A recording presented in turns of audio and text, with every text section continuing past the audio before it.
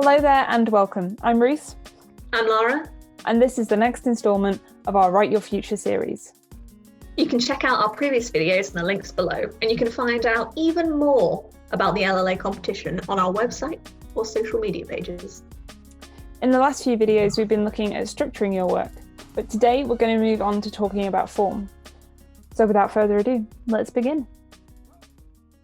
Tip number 1, be bold.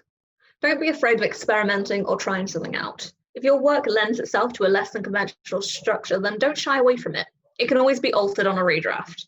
I've read fantastic work that defies tradition, told through emails, tweets, script, flash fiction, with elements that are optional or interactive. In fact, old Billy Shakes himself subverted form and convention, famously with Sonnet 130.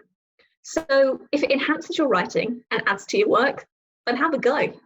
Tip number 2, research.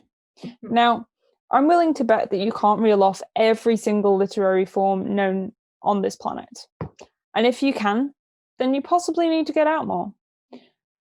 Point is, having an awareness of your medium is important. It's effectively market research. You need to know what's out there, what's already been done, and how people have done it. This will help you find forms which you do and do not enjoy, and you might be aware of a villanelle or a fable, but do you know about a tricube or a drabble? The perfect form could be out there floating on Google right now, waiting for you to find it, and you don't even know it. Tip number 3, what's the point?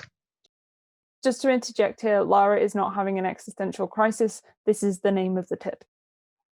Sure, Ruth, sure.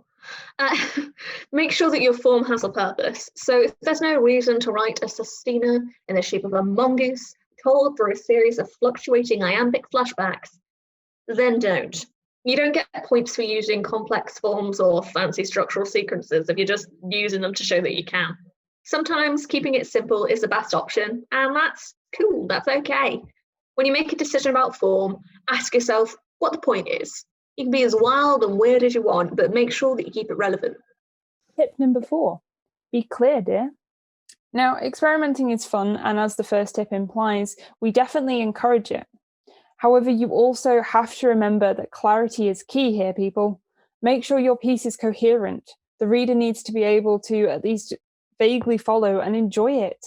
If you switch from demure, elaborate prose to a humorous haiku midway through a sentence, it can feel jarring. Your work can be as mad, abstract, and postmodern as you fancy, but create a set of internal rules and stick to them so you can make your intentions clear. And with that, I think we're gonna end the video. So we hope you found some of these tips useful. Stay tuned for more coming to a screen near you.